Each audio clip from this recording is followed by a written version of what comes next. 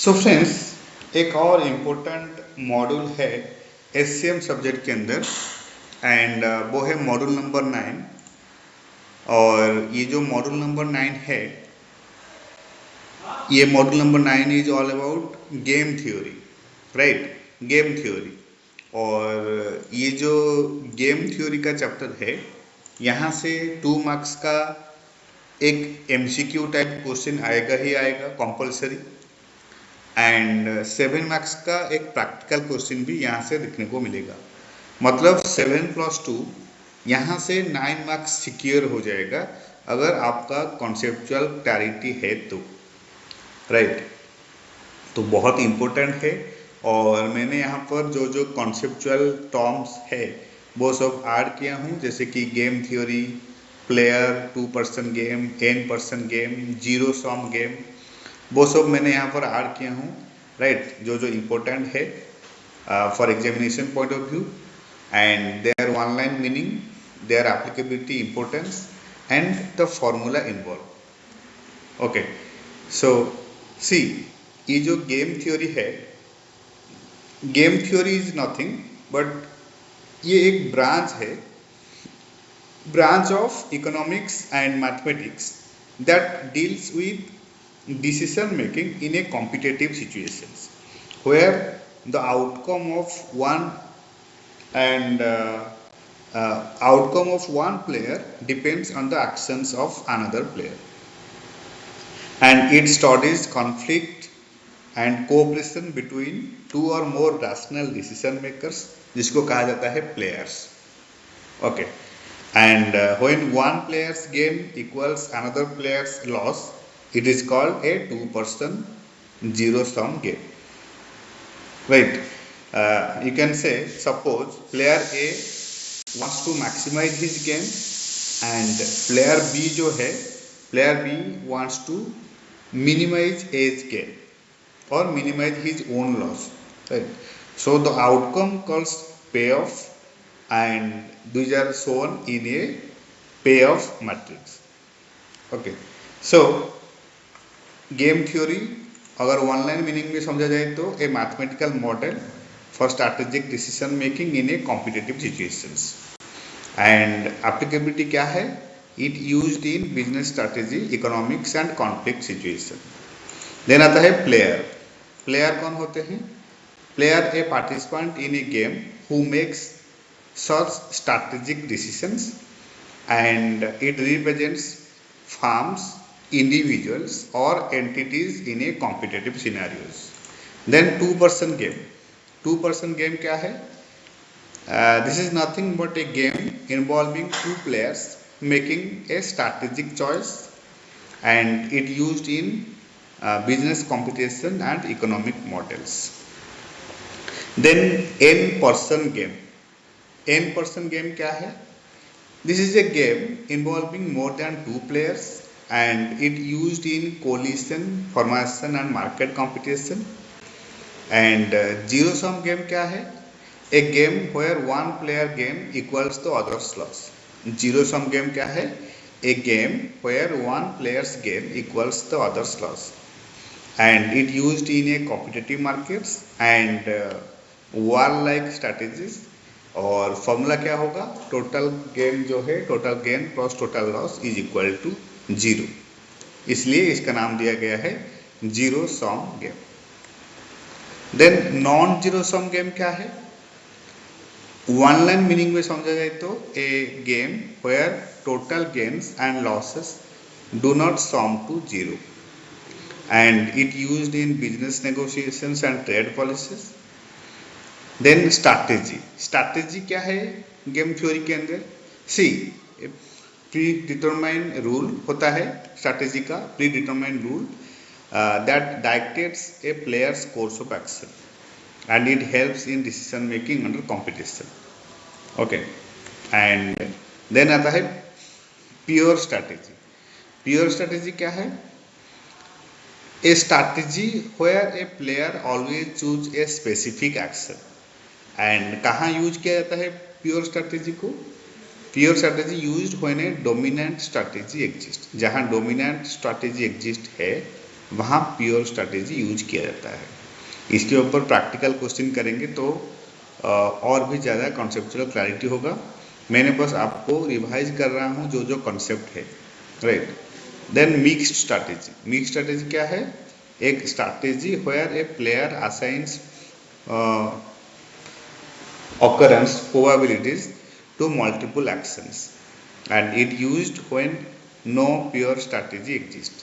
Formula क्या है mix strategy का? PA1 is equal to B1 minus B2 divided by B1 minus B2 plus A1 minus A2. Then payoff. Payoff क्या है? ये एक outcome है या फिर benefit a player receives from a game. Player को जो बेनिफिट मिल रहा है या फिर जो आउटकम आ रहा है गेम से, उसको कहते हैं payoff and it used in profit maximization and loss minimization. Then payoff matrix. Payoff matrix क्या है?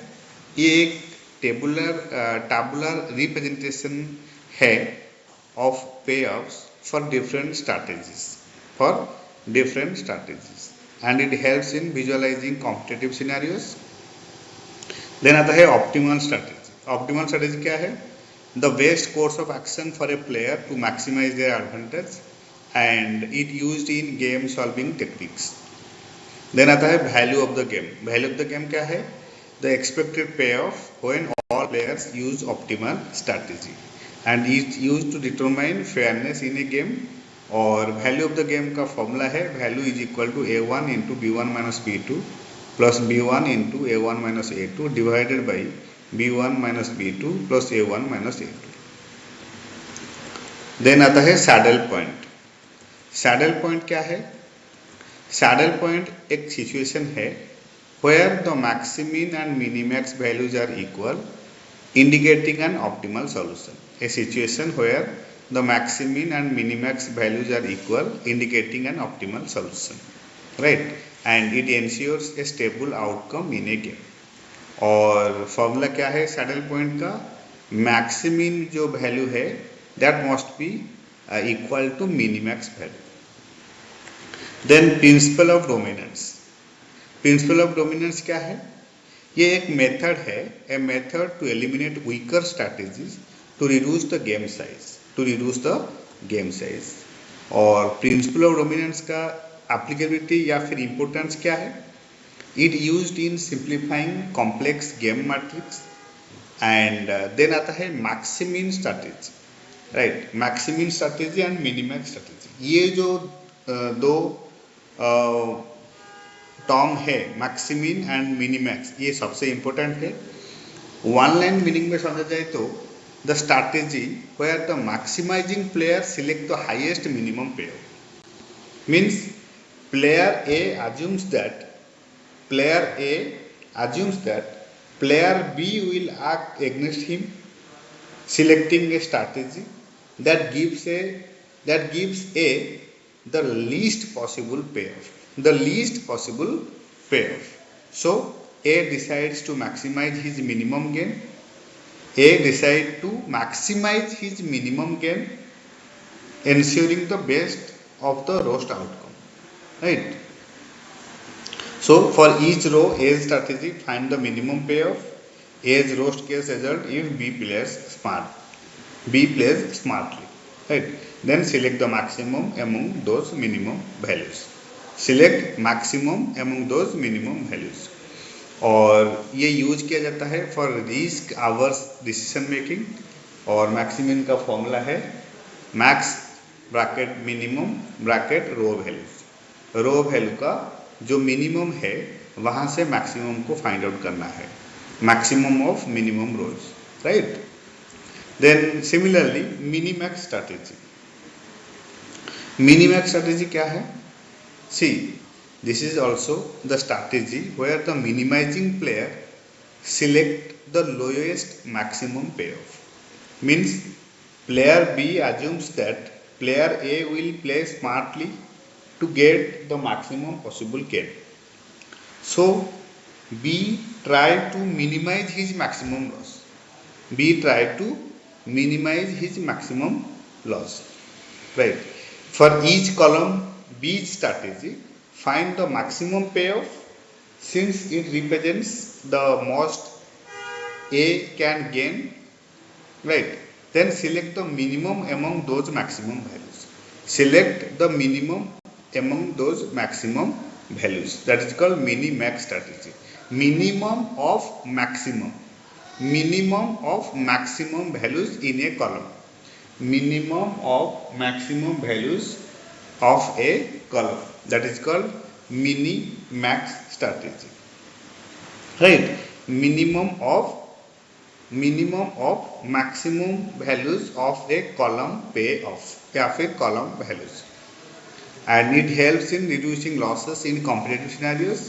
और मिनिमक्स का फॉर्मूला यहाँ पर दिया गया है, minimum of maximum values in a column. Graphical method last को है. ग्राफिकल मेथड ये क्या है? This is a method to solve 2 into n और m into 2 games using visual representation, and it helps in finding optimal strategy for mixed games, right? और जैसे मैंने कहा, ये जो सैडल पॉइंट है, सैडल पॉइंट एग्जिस्ट होगा जब maximin is equal to minimax and there is a pure strategy solution होगा, राइट? अगर सैडल पॉइंट एग्जिस्ट नहीं होगा, means maximum is not equal to minimax, then there is no pure strategy. Then we used mixed strategy method. Probability assign किया जाएगा, उसको कहा जाएगा mixed strategy method, right? और जैसे मैंने कहा, maximum strategy क्या है? To maximize the minimum gain. और minimax strategy जो है वो है, जो minimax strategy है, to minimize the maximum loss. To minimize the maximum loss, right? और saddle point क्या है? Saddle point means a point where equilibrium conditions happen. Equilibrium condition happens means maximum is equal to minimax. Means you can say stable solution. ये एक stable solution है, right? तो ये है game theory, बहुत important है for MCQ point of view as well as for practical question of 7 marks, right? तो 9 marks यहाँ से सिक्योर हो जाएगा. इसको अच्छे से रीड करना है और बार बार प्रैक्टिस करना है, सो दैट कि ये चैप्टर को इजीली 7 to 9 marks यहाँ से इजीली आ सके, right? So this is it all about from my side. Thank you so much for your time. Thank you so much for your support and happy studying.